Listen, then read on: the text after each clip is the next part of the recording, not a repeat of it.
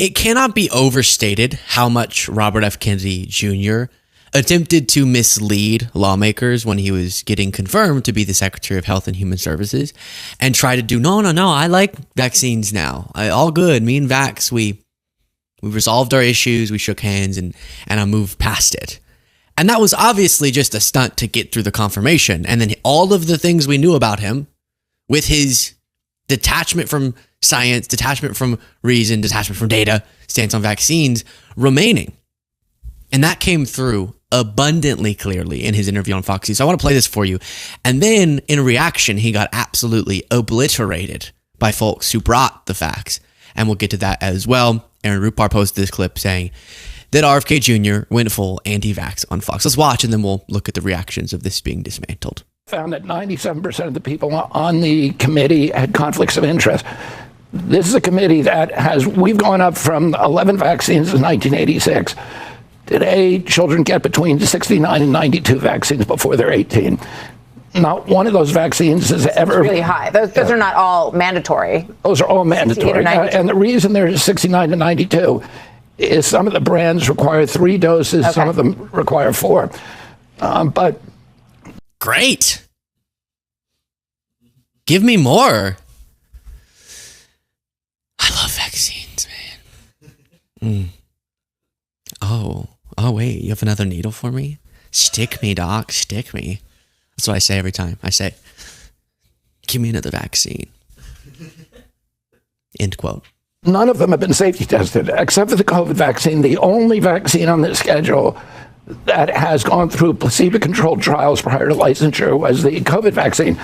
So nobody has any idea what the risk profiles are on these products. And we don't know whether they have anything to do with the epidemic of chronic disease. Almost all the chronic disease, these are products that are designed to deregulate your immune system, to change your immune system for life. And we are now having an epidemic of immune dysregulation in our country, and we don't have an idea, but we have to investigate to see whether that has anything to do with it. It's one of the So they're going to meet on, the new panel is going to meet on June 25th.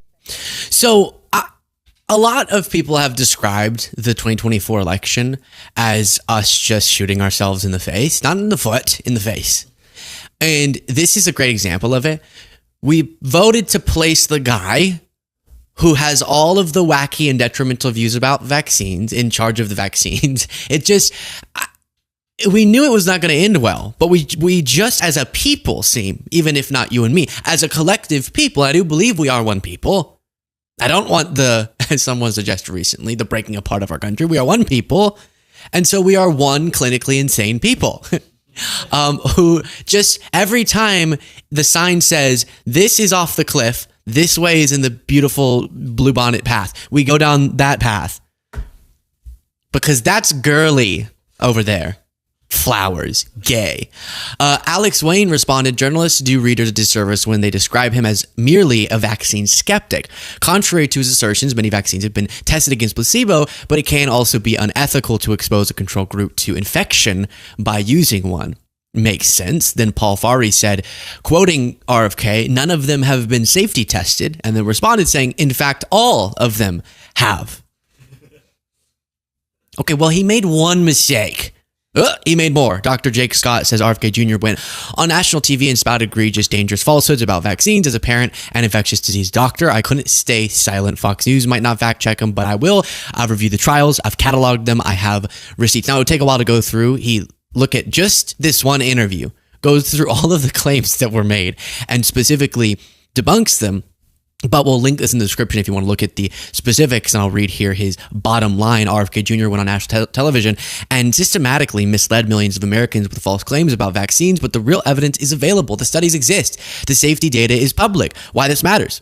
I've seen many people die from vaccine-preventable diseases, and it's truly the most awful thing I've witnessed. Don't be misled. The health and well-being of our children and all of us depends on these vaccines. If this thread was helpful, share it. Truth matters. Lives depend on it.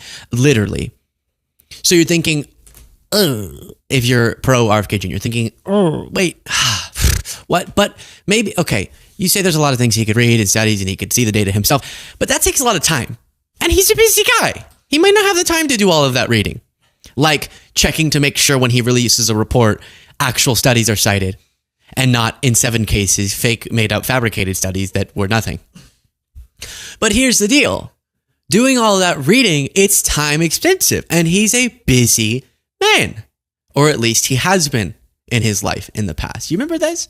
RFK Jr. kept a list of dozens of women filed under the letter G in his cell phone, a code that his late wife believed stood for guma, the Italian slang for mistress. How many? How many did he have in his phone? Mistresses? 43. Now, that's a lot of ladies. I know that the boys like their sex, but at some point, is it too much sex? How do you even coordinate with 43 women? Much less cheating on your spouse. That's obviously bad. But beyond that, just the logistics of this. No wonder he can't be reading studies. He's too busy. How many times does he say the wrong name? That's my question. There's no other place I'd rather be, Deborah. I'm Sarah. Right. That's what I said. No, you said Deborah. Who's Deborah? But you said Deborah. I don't know a Deborah. You're Sarah. Sally? 2 of the women listed in this digital black book factor into what should be an interesting summer for the environmental activist and son of the slain U.S. Senator. Yeah.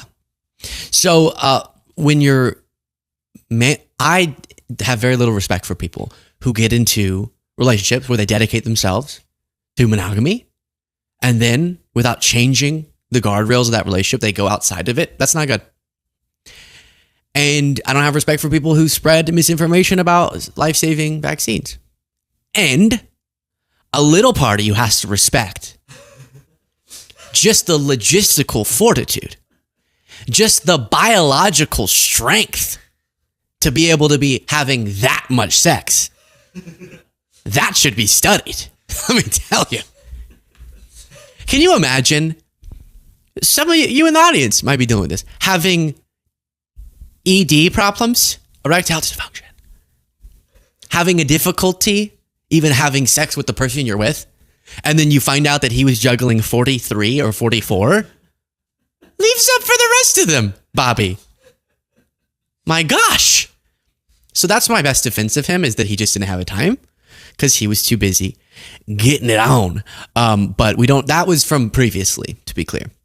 Well, then you have Paul Offit, who, and a lot of this comes within the context of this, I should say, Health Secretary Robert F. Kennedy Jr. just unveiled 8 people he has chosen to add to his mistress list. Now, chosen to serve on the Centers for Disease Control and Prevention's Vaccine Advisory Panel just 2 days after taking the unprecedented step of removing all 17 sitting members. So he completely cleared out the Vaccine Advisory Panel under the CDC.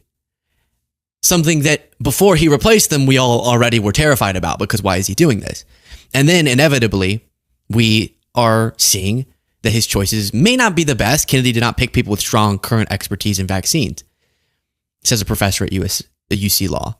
It tells me that Kennedy is setting up a committee that will be skeptical of vaccines and possibly willing to implement an anti-vaccine agenda. To be clear, people use that word a lot. Skeptical is fine. Skeptical of everything is fine.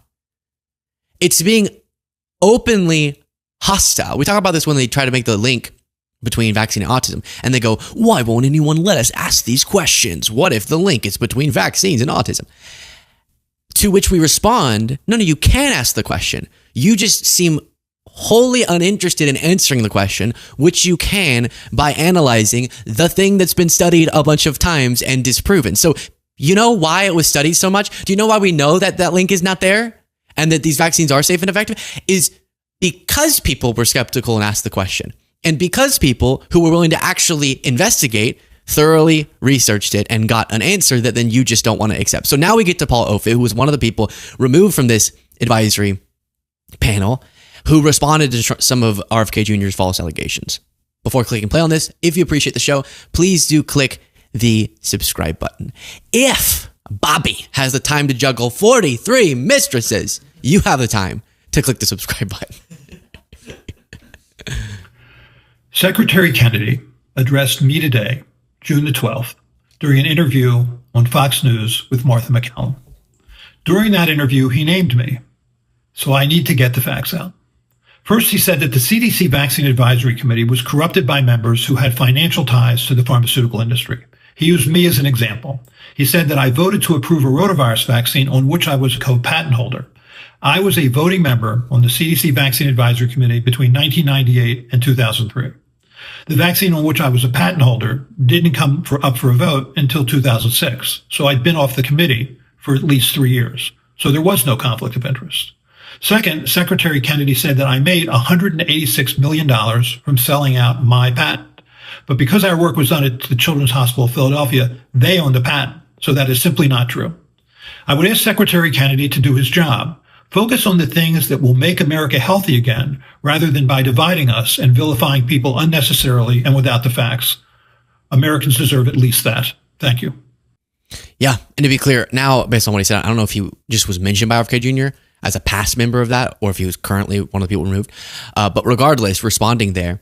And this is the thing I keep coming back to, which is that I am so heartbroken that, and if you hear giggling, it's because the producers can see the thing that I'm about to play, and they know this clip very well.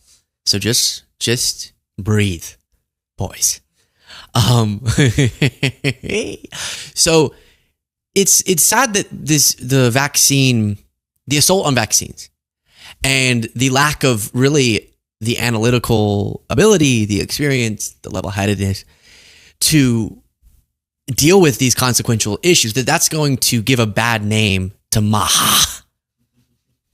Because some of the things that RFK Jr. has brought up are perfectly fine, right? When he's talking about how to get people to eat less ultra-processed foods or do more push-ups, right? Yes, work out, be healthy, hurrah, and implementing policies that enable that. That's all good. It's just that other people who come with similar concerns in those areas will be maybe, hopefully not, but seen as there's going to be more skepticism around them because they saw the last guy was doing some of these things, kind of not super active on that, but really was obsessed with the vaccines, detached from science. And we should be to the point that the guy said in the video, go for it, Bobby. Try to make people healthy, but actually do the healthy stuff. Right now, he's doing this weird, the way we're going to MAHA is by making people less healthy. Sort of like you multiply a negative with a negative and it makes a positive. Like people are really healthy now that if we can make them get so unhealthy, then eventually it'll flip. There's a flipping factor. You can imagine it's like a pan, you can flip it. I think is what he's doing. And that's the opposite of what he should be doing. Focus on actually making people healthier. Attacking vaccines is not the way. So what was this clip the guys saw? Fine, since they forced me, I'll play it. And I was at the bottom of my class. I started doing heroin. I went to the top of my class. Suddenly I could sit still and I could read. If we can just get kids doing more heroin, then because we really do, you might miss, the pandemic really hurt people's reading scores. And a big part of it was because access to heroin got more difficult. The heroin dealers were getting COVID, they were getting sick. And so what we should do here is take away the vaccines, but instead you really focus the mind of the kids with heroin. Because then, you see? Now, I'm not mocking, he has had real addiction problems. That's not what I'm making fun of. We should reduce stigma about talking about your experience and getting treatment. And he was not suggesting in that clip what I just jokingly suggested. Obviously, he was just saying an experience. Don't try this at home, but gosh, heroin worked so good. Don't try this at home, but man, if you were in school struggling to read, whoop! I became a librarian by the end of that. So it's not funny, and the clip is obviously funny the way that he worded that. So I don't know, maybe with what we now know about what he is doing as the Health and Human Services Secretary, maybe it wasn't the best decision to pick him, especially given that he told us during his divorce proceedings that his brain was literally by a worm. a brain worm. And it had confused his brain for a pile of poo. This is what happened. The doctor said, this is so weird. This type of worm only eats fecal matter. And it thought your brain was fecal matter. That's so strange. What is that about? Why do you think your brain is so similar to excretion? No, that's not what the doctor said. He actually just had some sort of parasite. It was brainworm, right? And we don't make fun of that either, except for all the jokes. Aside from that, I don't mock it at all. But he tried to get himself out of his own problems by saying that. And he really did have that, and we feel for him. And he said he fully recovered from it. But it reminded me of, but it is a funny thing, right? When he's making all these crazy vaccines, literally the brainworm guy. Come on, how do you not? But whenever he was getting criticized, or not criticized, but this was being brought up, he was trying to debate with Biden and Trump, and he said, I offer to eat 5 more brainworms and still beat President Trump and President Biden in a debate. I feel confident in the result, even with a 6-worm handicap. So what's the most tragic part of that statement? He might have been right. I wish Biden could have said the reason his debate went the way that it was because of a brainworm. I remember, everyone before the Biden debate, all the right-wingers, because his State of the Union went well, were saying he's going to be on drugs. They're going to drug him up so he can speak effectively. And I just remember after the debate getting a text from one of my friends in the industry who said, dang, I wish Biden would have been on drugs or something like that. He definitely wasn't. I wish it was a brainworm that caused that, but it was not. And then maybe picking the guy who casually as a hobby dumps dead bear carcasses in Central Park wasn't the best idea. If he's going to character assassinate folks, and go out and make false allegations, then we're going to bring forward true stuff about his person. How is this relevant to his position? RFK Jr. has recounted how he dumped a dead bear cub in New York Central Park in 2014. Mr. Kennedy said a woman had killed the bear with her car when he was driving outside the city, and he put it in his van with the intention of harvesting its meat. He shared the anecdote, and then he realized, oh shoot, I got to go to the airport. I don't have time I forgot that was in my trunk. That happens, Oh, I left the cake in my trunk too long, it melted, right? Oh, I left the bear carcass in my trunk. And so he just dumped it in Central Park, leading to a mystery that then he solved. And when I see a dead bear, I don't normally want to eat it, but okay. Bobby. Trump told us, Bobby, he's going to handle the women. Literally, Trump said that. He's going to handle the women, meaning like women's issues, and he's going to handle the health. Maha. Not going particularly well. Share your thoughts in the comments.